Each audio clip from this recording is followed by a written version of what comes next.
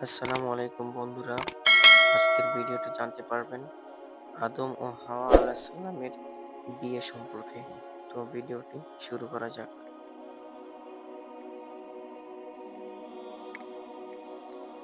আল্লাহ তাআলা পৃথিবীতে প্রতিনিধি পাঠানোর চিন্তা থেকে আদম আলাইহিসসালামকে সৃষ্টি করলেন। তিনি সৃষ্টির প্রথম মানব। আদম আলাইহিসসালামের বসবাস ছিল জান্নাতে। সেখানে অশান্তি নেই, অভাব অনটন নেই, দুশ্চিন্তা নেই। চারপাশে আছে অগণিত নিয়ামত, নানান স্বাদের খাবার ও ফল। হরেক রকমের ফুল, চাইলেই সবকিছু পাওয়া যায়। হাত বাড়াইলে মুঠো ভরে আসে কাঙ্ক্ষিত সবকিছু। কিন্তু এত কিছুর ভিড়ে তাকে ছুঁয়ে যায় এক শূন্যতা। তার কোনো সঙ্গী ছিল না, স্ত্রী ছিল না, যার কাছে তিনি প্রশান্তি পেতে পারেন। তার সঙ্গে জান্নাতের উদ্যানে বসে গল্প করতে পারেন।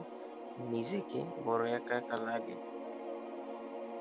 একদিন হযরত আদম আলাইহিসসালাম ঘুম থেকে উঠে দেখলেন তার মাথার কাছে একজন নারী বসে আছেন।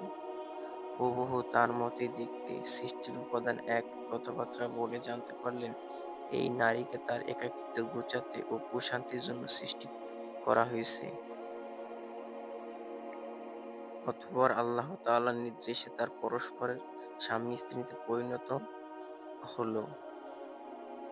মহানন্দে জান্নাতে থাকতে লাগলেন। সুখে দিন কাটতেছিল তাদের। আল্লাহ তাআলা হযরত আদম আলাইহিসসালামকে বললেন, তুমিও তোমার স্ত্রী জান্নাতে থাকো, যা ইচ্ছে খাও।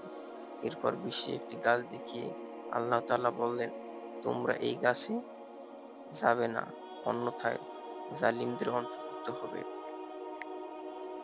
গাছের ধারে কাছে যেতে নিষেধ করে আল্লাহ তাআলা পরীক্ষা নিলেন।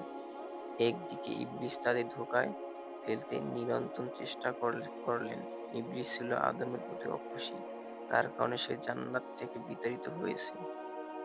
তার উপর আল্লাহ অভিশাপ করেছে। সে বলল, হে আমার প্রতিপালক, যেহেতু আপনি আমাকে ভ্রান্ত পথে ঠেলে দিলেন, কাজেই আমিও পৃথিবীর মানুষের কাছে পাপ শোভিত করে দেখাবো আর তাদের সবাইকে বিভ্রান্ত করব।